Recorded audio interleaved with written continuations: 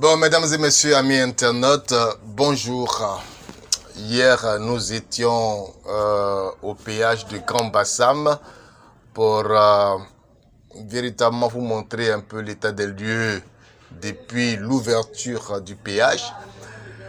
Ça n'a pas été facile pour nous parce qu'on ne nous a pas permis de pouvoir véritablement faire un reportage comme il se doit. Quand nous sommes arrivés, voilà, les responsables du fer qui étaient sur place, parce qu'il y a un bureau du fer juste à côté du péage.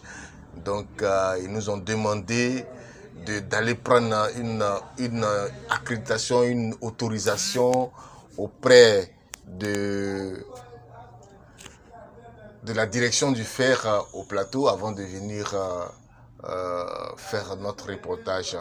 Ce que nous dénonçons parce que c'est pas comme cela que ça se passe. Il y a l'information sur le terrain. Il y a des informations. Lorsque l'information se trouve sur le terrain, on n'a pas besoin d'autorisation. On vient juste pour constater. On veut comprendre un peu comment les choses se passent sur le terrain. Est-ce qu'il y a de l'affluence? Alors, on nous a demandé d'aller au fer. Peut-être qu'on le fera. Ça dépendra de notre calendrier. Mais déjà, ce que nous voulons que vous sachiez, c'est que hier, nous sommes arrivés au péage de Grand Bassam pour comprendre un peu comment les Ivoiriens se comportent vis-à-vis de ce péage. Est-ce qu'il y a de l'affluence? Parce que sur les réseaux sociaux, on entend dire que les Ivoiriens boudent le pont. Vrai ou faux, il fallait aller toucher du doigt les réalités. Suivez ce que nous avons pu voir au niveau de l'autoroute Abidjan-Grand Bassam. Mesdames et messieurs, nous sommes ici sur la grande voie, la nouvelle voie, l'autoroute de Grand Bassam. C'est cette autoroute-là qui nous conduit vers le péage. Donc tout à l'heure, nous allons aller vers le péage pour vous montrer un peu ce qui se passe.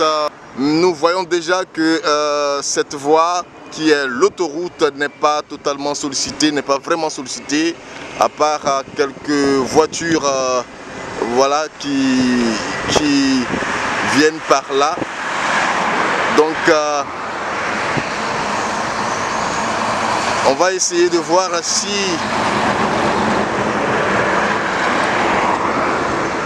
cette voie est sollicitée, si possible avoir des informations avec les dames qui gèrent les caisses de péage, si elles peuvent nous donner quelques informations.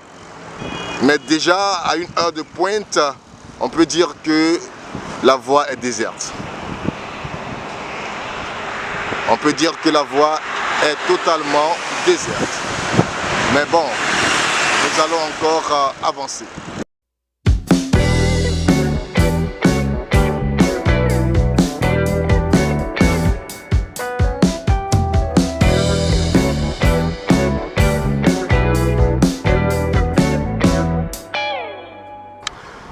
Nous sommes à 500 mètres du péage, il est exactement 16h20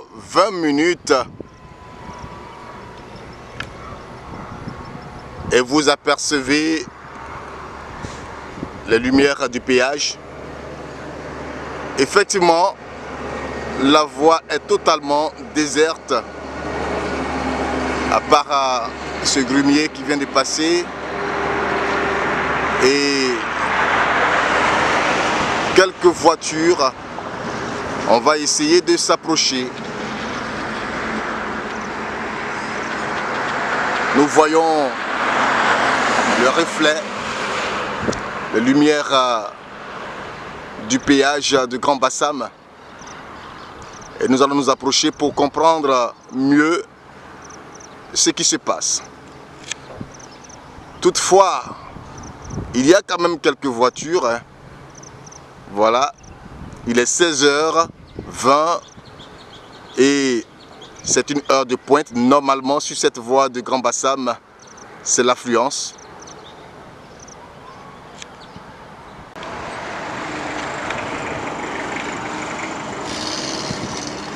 Voilà, merci de nous avoir suivis. Nous espérons que les choses d'ici là vont rentrer dans l'ordre. On se demande bien si le gouvernement pourra écouter la population. C'est véritablement important parce que les gouvernants sont là pour la population. Ils ont été votés pour qu'ils puissent se mettre au service de la population. Alors lorsque la population est mécontente, il était important qu'elle soit écoutée. Mais là, nous en doutons fort et nous espérons tout de même que le chef de l'État, qui est plusieurs fois interpellé par des organismes, par la société civile et même aussi par les automobilistes, pourra comprendre. De l'autre côté, au niveau de la voie, l'ancienne route que Samba David appelle la voie du salut, là-bas, on sent quand même, au niveau de 14 heures, nous étions déjà là-bas. À 14 heures, il n'y a pas beaucoup de voitures, mais on voit quand même des véhicules circuler par rapport à l'autoroute.